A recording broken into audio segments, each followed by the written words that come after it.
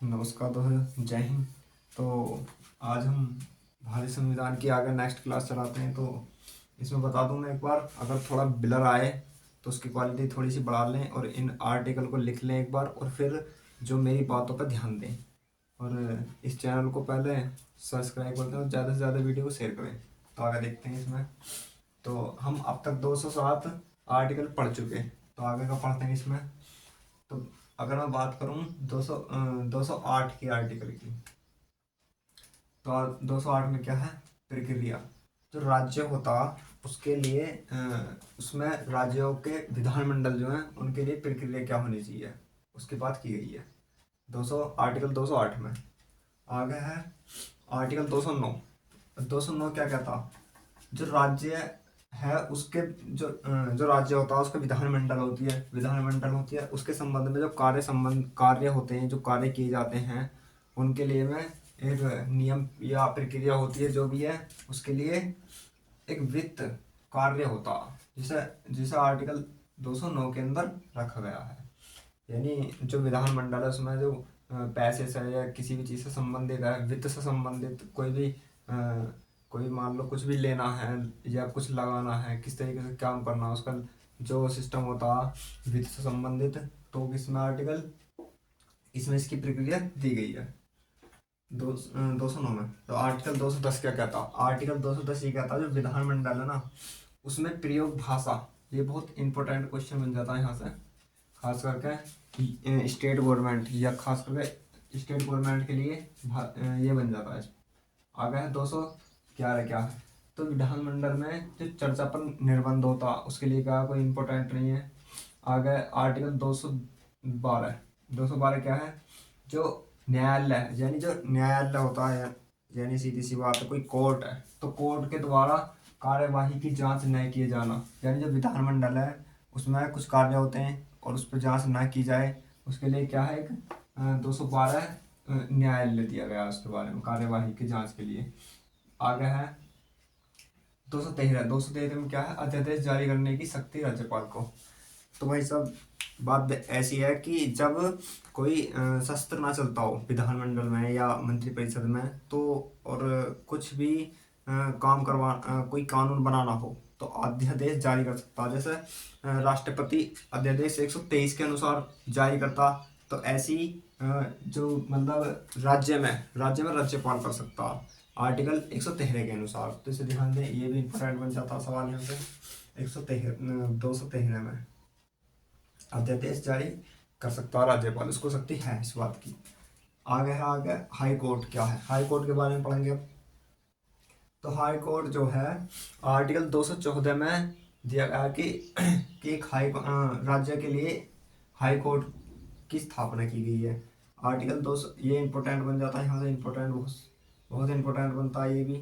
Article 215 है। 215 में क्या गया है कि जो हाई कोर्ट है वह एक अभिलेख न्यायालय है। अभिलेख का मतलब है कि यहाँ पर एक पूर्ण रूप से यानी केस को शांतिपूर्वक सॉरी मतलब जो केस को यहाँ पे ही फिनिश किया जा सकता है। वैसे तो होता सुप्रीम कोर्ट भी है, तो इसमें इसके बारे में ये लिखा गया है कि अभिलेख, अभिलेख का मतलब यहाँ पर सेटिस्फाई हो जाएगा, कोई भी केस है जो भी है तो वो सेटिस्फाई हो जाए, तो इसलिए इसमें दिया गया 215 में। आर्टिकल 216 क्या कहता? 216 ये कहता है कि जो जो हाई कोर्ट है उसका गठन आर्टिकल 216 में किया गया है। आर्टिकल 217 क्या कहता? हाई कोर्ट के जो न्यायाधीश होते हैं उनकी नियुक्ति कैसे की जाएगी और उनकी पद शर्त क्या है उसमें दी गई है। तो इम्पोर्टेंट बन जाता है यहाँ से, यानी सुप्रीम कोर्ट के जजों की नियुक्ति।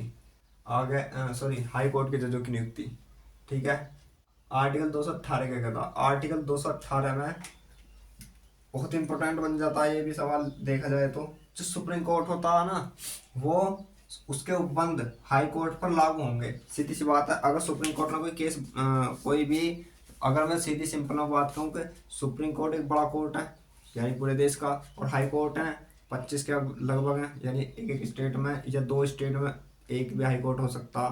तो मैं बता दूं तो इसमें क्या है, जो सुप्रीम कोर्ट ने कोई भी केस बनाया है तो वो क्या है कि जो ये हैं ये बाध्य हो जाएंगे, या ये सब हाई कोर्ट वाले मानेंगे इस काम कि मतलब इस कानून को मानेंगे ये हाई कोर्ट वाले। तो ये बात आर्टिकल 218 में दी गई है, ये बात लागू होती है इसमें भारतीय संविधान में।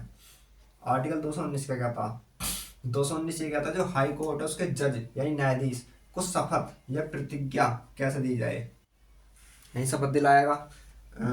सीधी सी बात है भाई, हाई कोर्ट है तो सीधी सी बात है राज्यपाल दिलाएगा ये और सुप्रीम कोर्ट सॉरी मुख्य न्यायाधीश है तो राज्यपाल, और न्यायाधीशों को भी राज्यपाल दिलाएगा। लेकिन अगर सुप्रीम कोर्ट की बात करें तो राष्ट्रपति दिलाएगा। तो आगे चलते हैं यहाँ पे। आर्टिकल 220 का क्या था? आर्टिकल 220 ये कहता है जो स्थायी न्यायाधीश हैं उसमें स्थायी न्यायाधीश रहने के बाद कोई भी इंसान, जब कोई मान लो कोई जज है वो स्थायी मतलब कोई जज स्थायी जज रह चुका, तो वो अपना विधि का मतलब कानून के अनुसार अपना व्यवसाय कर सकता है। वो आर्टिकल 220 में दिया गया है। आगे है आर्टिकल 221 में क्या है? जो न्यायाधीश के वेतन भत्ते हैं, सीधी सी बात है जो न्यायाधीशों की सैलरी होती है सुबह हाई कोर्ट के इनकी उनकी दी गई है 221 में। आर्टिकल 222 ये कहता है कि एक हाई कोर्ट दूसरे हाई कोर्ट के अंतराल, मतलब कि एक हाई कोर्ट है फिर एक दूसरा हाई कोर्ट है तो उनके बीच क्या हो सकता? अंतरण का मतलब कुछ फासला या एक केस एक हाई कोर्ट से संतुष्ट नहीं है तो दूसरे हाई कोर्ट में हम जा सकते हैं या जा सकते हो कोई भी। तो ये दिया गया है इसमें।